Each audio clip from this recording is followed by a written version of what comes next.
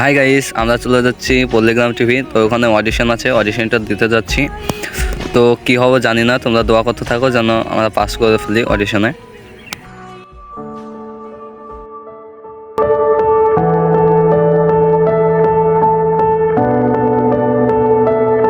তারপর চলে এলাম মুর্শিদাবাদ জেলার বহরমপুর। এখানে টিকিট কাটতে এলাম বাসের টিকিটটা কাটা হয়ে গেলে চলে যাব পল্লীগ্রাম টিভি।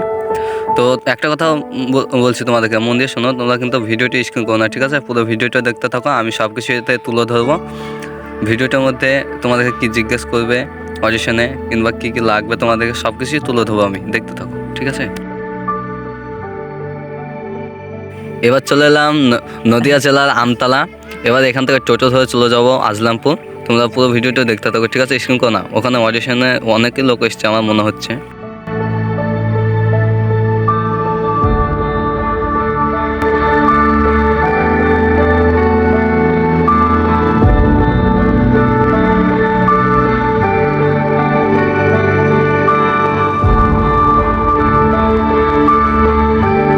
তারপর আমরা চলে এলাম আজলামপুর।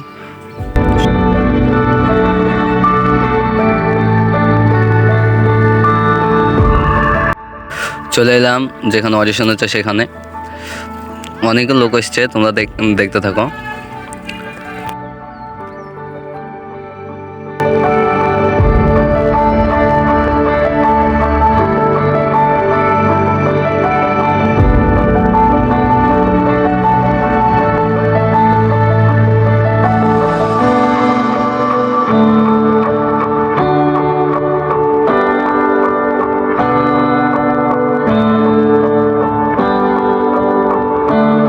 এখানে ফর্ম দেওয়া হচ্ছে, আমি ফর্মটা নিয়ে নিলাম। তারপর ফর্ম ফিল আপটা করে নেবো। তারপর যখন নাম ডাকা হবে তখনই চলে যাব। এখানে শফিকরা আছে, ছাদের মধ্যে দেখা যাচ্ছে।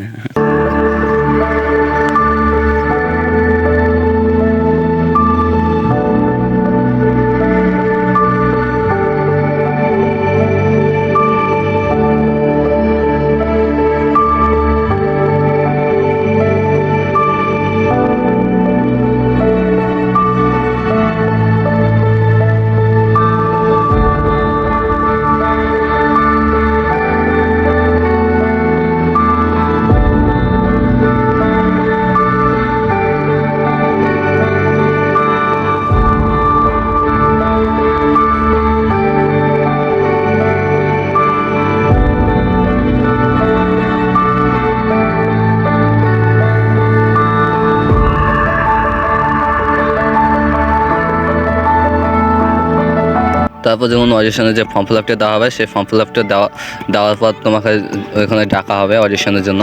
তখন অডিশন তুমি যখন দিতে যাবে ঘরের ভিতর, তখন তোমাকে সব কিছু জিজ্ঞেস করবে। তোমার নাম কি, তুমি কোন জেলা থেকে এসছো, তোমার বাড়ি কোথায়, সব কিছু তোমাকে জিজ্ঞেস করা হবে।